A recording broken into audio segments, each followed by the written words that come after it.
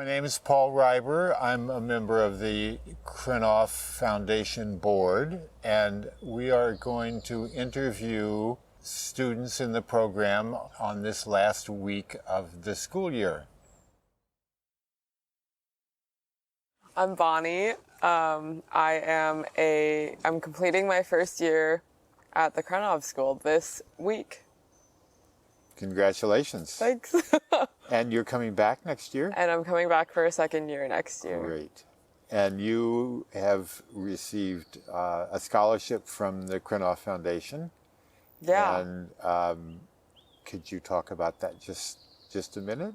Yeah. So the the funding that I received from the Krenov Foundation was so important for me to be able to be here and pursue this work that we do here, especially coming from out of state.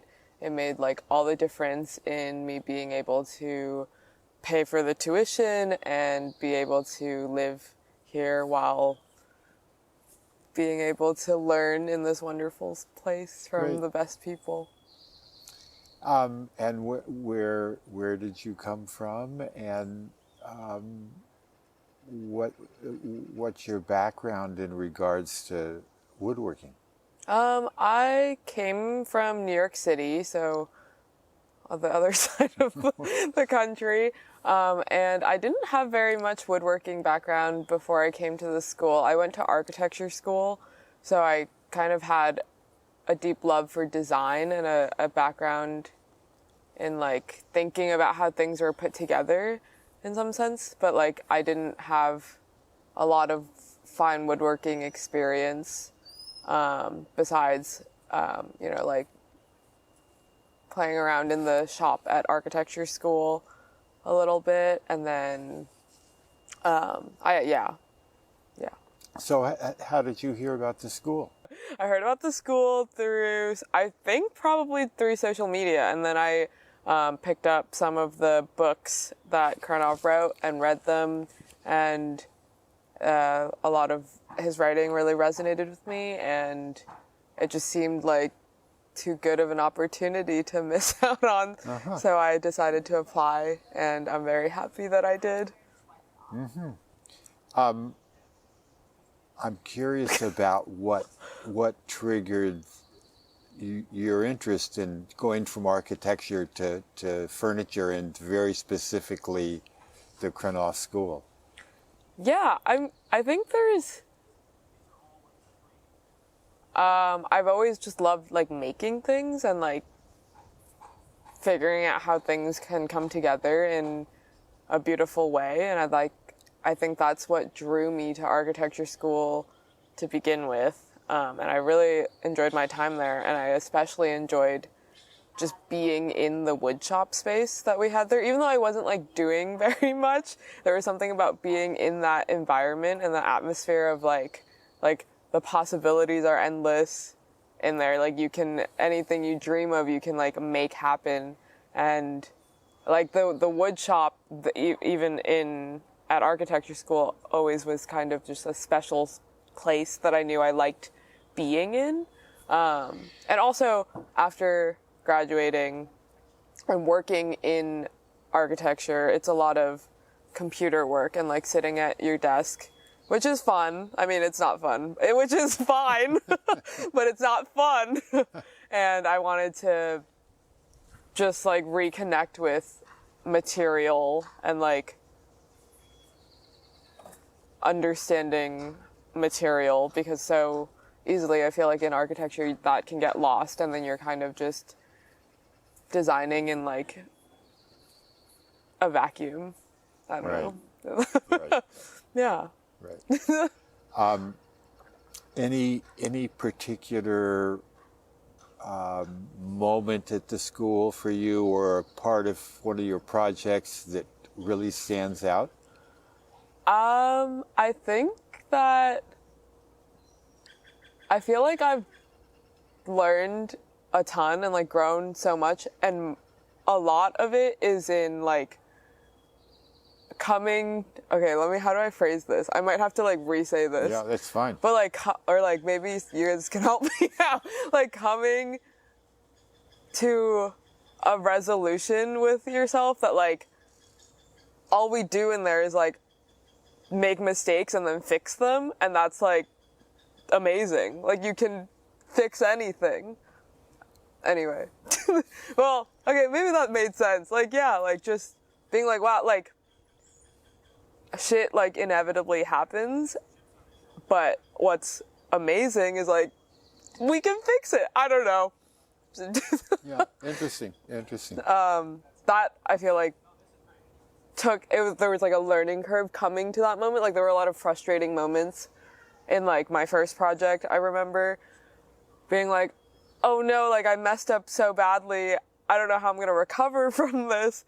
But then you recover from it and you're like, oh, okay, great. Like you just move on. Like you just keep doing your best and like,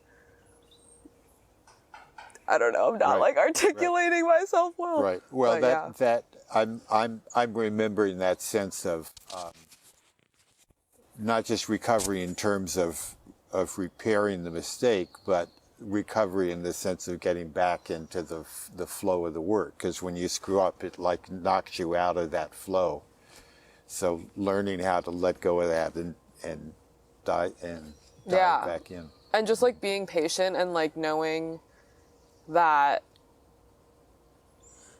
like you're going to get where you need to be in the piece that you're making, if you just like put in the time and care. Has your experience at school lived up to your expectations, or what's that relationship like? Whatever you brought here expecting, and then what in fact you've gotten. I feel like I don't know what expectations I had, but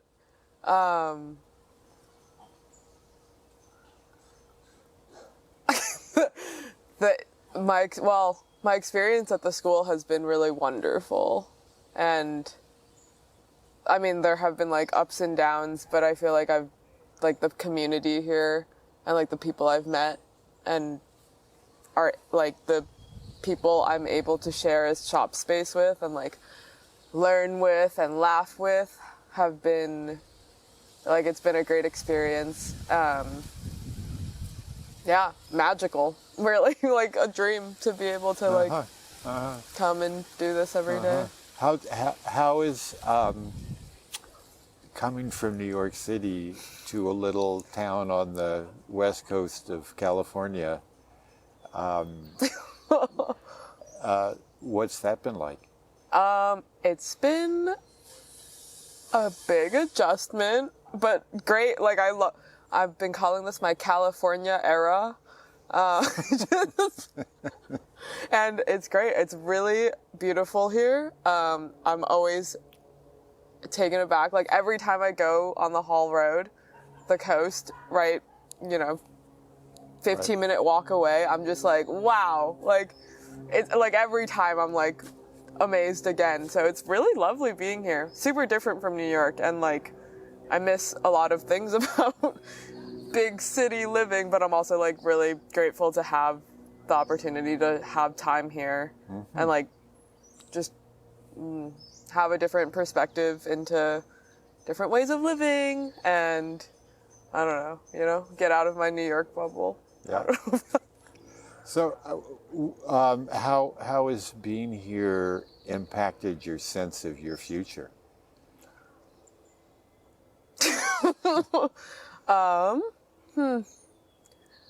My future is still very much in flux. I don't know. I feel like, something, I don't know if I should call him out right now. Greg Smith. No. Yeah. Something that Greg said, like, early last semester. I don't know if I wrote about this. Maybe. Like, it was, like, the first month of school or something, and I was reading with Wakened Hands at my bench, and there was something about, it was just, like, talking about, like, doing, pursuing fine woodworking, and Greg came over and was like, oh yeah, like this, I'm gonna misquote him. he was like, yeah, this is real life. Like, everyone's always talking about the real world out there, but like, this can be the real world. Like, you can choose to do this. And okay, I like misquoted him there, but something about that like really resonated with me. It was like, oh yeah, like you can, like, I don't know, I guess being here has just shown me like a different path that's possible. Like, so many people who I've met here, instructors and alumni, and like fellow students, are like, you know, making it work, like pursuing this thing that they really love. And that's really inspiring because, I mean, I come from like, because no one's really doing this in New York City, not in the same way. It's like, I mean, everyone I know there does like corporate jobs and like, yeah, I don't know. Good. Well, great. Thank you.